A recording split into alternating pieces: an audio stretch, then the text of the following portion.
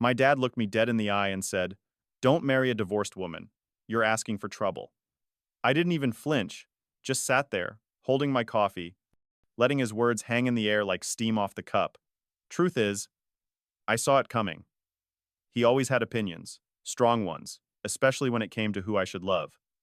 But what he didn't see coming was what I pulled out of my jacket pocket. A single folded paper, one page, neat, clean, and silent. I slid it across the table and leaned back. He opened it, read it once, then again, and went quiet. Dead quiet. That's when I knew everything had just shifted. You see, I didn't grow up in a house where feelings were welcome. We didn't talk about love or heartbreak or understanding. My dad was a Navy man, straight lines and harder truths. Everything was black or white. You were right, or you were weak. And somewhere along the way, I guess I just stopped bringing things up to him. Safer that way. But when I met Leah, that all changed. I met her at a cybersecurity workshop, of all places. We were the only two not glued to our laptops. She leaned over, nudged me with her pen, and whispered, "I bet the next guy says blockchain in under 30 seconds. I laughed. He said it in 12. That was it. Hooked. From there, everything felt easy, natural. We talked for hours after that. She told me she ran her own consulting business. I told her I barely survived college. She said she'd been married once, years ago. No kids, no drama, just a mismatch. I didn't blink. I mean, people have pasts, right? Who doesn't? But when I brought her up to my parents, my mom smiled politely, and my dad, he gave that long, disappointed sigh. Didn't say much at first, just enough for me to know exactly what he was thinking. Divorced, he muttered under his breath. Like it was some sort of stain. We dated for almost a year. Leah never pushed to meet them, but eventually, I asked her to come for Thanksgiving. She agreed. And let me tell you, she nailed it. She brought her signature cranberry pie, complimented my mom's cooking, laughed at my sister's terrible jokes. But my dad barely looked at her. And then, right as we were passing the mashed potatoes, he dropped the bomb. "So, what happened with your first marriage?" Just like that. No filter, no warning. Leah, bless her, didn't flinch. She smiled, gentle and calm, and said, "We were young. It wasn't right. We parted ways." But my dad just nodded slowly, lips tight, and said, "Once a quitter." That's when I saw red. I didn't speak up right away. No. I waited. I bided my time. Because sometimes, words aren't enough. The next morning, while Leah was still asleep, I pulled a PDF from my inbox. It was her business bank summary, something she had emailed to herself and left on the shared laptop. No, I wasn't snooping. I'd helped her file some taxes a few weeks back, and the file was still there. I printed it, just one page. Her monthly balance, more than triple what I had in savings. Investments, structured and diverse. Credit score, immaculate. This woman wasn't just independent. She was thriving, and she never once used it to boast. She never made me feel small. So I took that page, folded it clean, slid it into an envelope, and waited. Sunday breakfast with Dad, our usual diner, corner booth, burnt coffee. He started the same way he always does. "Son, I just want what's best for you." And I just handed him the envelope. Didn't speak. Didn't blink. He opened it, looked confused at first, then read, and read again. His face changed. No more lecture. No more superiority. Just silence. You ever see someone's whole worldview crack in real time? That's what it looked like. And in that moment, I realized something. My dad didn't think he was protecting me. He thought he was controlling the narrative, that only certain people deserved love, respect, family, but life doesn't work like that. People like Leah, they've walked through fire and came out stronger. And he had the nerve to judge her, without knowing the first thing about who she really was. So yeah, I watched him fold the paper back up, place it on the table, and stare out the window like he couldn't decide if he should apologize or double down. He chose neither. He just changed the subject. "How's work going?" I said it was fine and left it at that. But something shifted that morning. Not just between him and me, but inside me too. Because for the first time, I stood up for something that actually mattered. For someone who mattered. And deep down, I knew this was only the beginning. Truth is, that moment at the diner stayed with me longer than I thought it would. I mean, I didn't expect him to apologize or anything. My dad's not exactly built for that. But I guess a part of me thought maybe it opened something up between us. Maybe we'd talk different. Maybe he'd ask about Leah again, not in that judgmental way, but like really ask. But he didn't.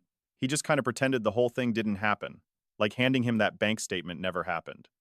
Like he never looked at me with that look, the one that said maybe, just maybe, he was wrong. So a week passed. Then two, Leah noticed I was quiet. I told her it was just work, deadlines, usual stuff. But she's not dumb. One night we were brushing teeth, and out of nowhere she says, "He didn't take it well, did he?" I froze, toothbrush midair. "The envelope," she said, staring at me through the mirror. "You gave it to him, right?" I nodded. She didn't ask how I got it. Didn't get mad I printed it. She just rinsed her mouth, turned off the light, and said, "Some people are more afraid of being proven wrong than they are of being unfair." And man, that hit me. That hit me hard. I grew up thinking fairness was earned, that you had to prove yourself before people treated you right. And here she was, telling me I didn't have to jump through hoops to deserve respect. That maybe, just maybe, he was the one who hadn't earned the right to be listened to. A few days later, Leah got invited to speak at a Women in Tech conference. Big deal, huge deal. She was nervous, kept rewriting her keynote, practicing in front of the mirror. I offered to come, support her, cheer her on, and you know what she said? "No, babe. I want you to invite your dad instead." I laughed, out loud. Thought she was joking, but she was dead serious. "He judged me for my past," she said. "Let him see what I've built." So, I did. I called him, told him about the event, told him I wasn't asking. I was inviting. There's a difference. He said he'd think about it. I said, "Cool." That night, I booked 2 seats anyway, just in case. The day came, Leah wore this sleek navy dress, hair tied back, calm but powerful. I've seen her confident before, but this was different. This was her in her element. We walked into the hall, big banners, lights, people buzzing. I kept checking the door, wondering if he'd actually show. Leah took the stage. She spoke for 25 minutes straight, no notes, just heart. She talked about resilience, about restarting after failure, about people who doubted her, and how that lit a fire instead of putting it out. And in the last row, I saw him, standing, not sitting, arms crossed, listening. After her speech, people swarmed her. Handshakes, questions, compliments. She spotted him, gave him a small nod. He didn't come over, didn't say a word, just turned and left. And you'd think that would have crushed me, but it didn't. Because in that moment I realized it wasn't about changing him anymore. It was about showing up for her, for me, for us. That night, Leah and I got takeout, sat on the floor, shoes off, laptop closed. And she looked at me and said, "Thank you for seeing me, for not needing me to prove anything." I told her the truth. "I didn't see your worth because of a number on a page," I said. "I saw it when you didn't flinch, even when he tried to tear you down." And you know what she said back? "That's funny. I saw yours when you handed him that envelope. Quiet strength.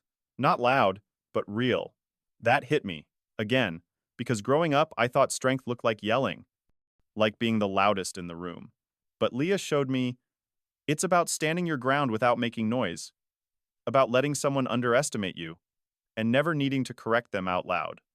And truth is, there's a freedom in that. There's peace in not chasing someone's approval anymore. I didn't need my dad to clap for my choices. I just needed to stop letting his silence shape them. A few weeks later, I got a call from my mom. She said Dad wanted to meet up again, just us. I said sure. We met at the same diner, same booth, same burnt coffee. He didn't say much. Just pushed a small envelope toward me this time. I blinked. Took it. Inside was a photo, an old one. Me and him fishing, back when I was maybe 12. On the back, he'd written something in pen. "You were always stronger than me." That's it. That's all it said. And for once, that was enough. I folded it slowly, slipped it into my wallet, and nodded. Didn't need to say a word. And I think neither did he. After that day at the diner, I didn't bring it up again. I didn't need to. Something shifted, not just between me and my dad, but inside me. I stopped waiting for him to get it. I started focusing more on what Leah and I were building, our home, our future. You know, the funny thing is, when you stop chasing approval, the silence doesn't feel so loud anymore. It just becomes quiet. peaceful. Some nights I'd still catch myself remembering things he used to say when I was younger. Warnings about women who were damaged goods. About divorce being some kind of moral stain. I'd shake my head and laugh a little under my breath. Because if only he could see how Leah handled her past, how she turned something painful into fuel. She wasn't damaged, she was refined. And that made her golden. One weekend we drove out to see my younger cousin graduate. Whole family was there. Barbecue in the backyard, paper plates, the smell of grilled corn and overcooked hot dogs. My dad showed up with my mom, and something was different. He didn't hover in the corner like usual. He actually came over, shook Leah's hand. And I swear, he said her name, called her by name. That had never happened before. Not once. Not even at our wedding. He asked her about her job. About the app she was building. She told him, and I just watched. Watched the man who once warned me not to marry a woman with a past, listen to her like she was the future. Later that night, as the sun dipped low and those little string lights came on across the backyard, Dad pulled me aside. He had this old beer in his hand, barely touched. Looked down at the grass for a minute before saying, "You were right." I raised an eyebrow. "About what?" I asked, though part of me already knew. He shrugged. "About not needing me to understand in order to be happy." I didn't say anything, just let that sit. He looked up again, eyes kind of softer than usual. "You chose well," he said. "She's good for you." I smiled. "She's good, period." And he nodded. "Yeah, she is." That moment, it wasn't flashy, it wasn't dramatic, but it was real. And sometimes, real beats dramatic every time. Over the next few months, things just leveled out. No fireworks, no big confrontations, but also no more side comments. No more quiet judgment, just family learning to be. That fall, Leah's app got picked up by a mid-size firm. She didn't celebrate with champagne.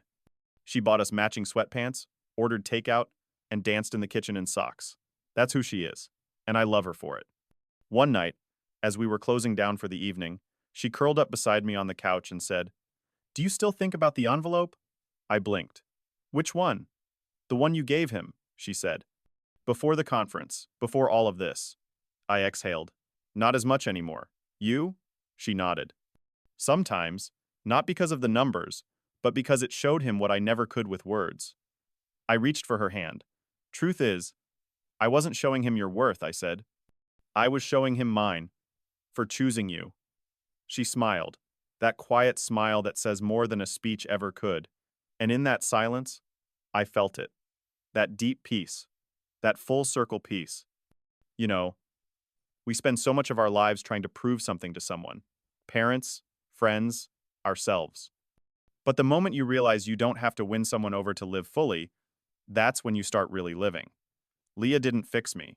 She didn't fill a hole. She just walked beside me while I learned how to stop asking for permission to be happy. And that's more than love. That's partnership.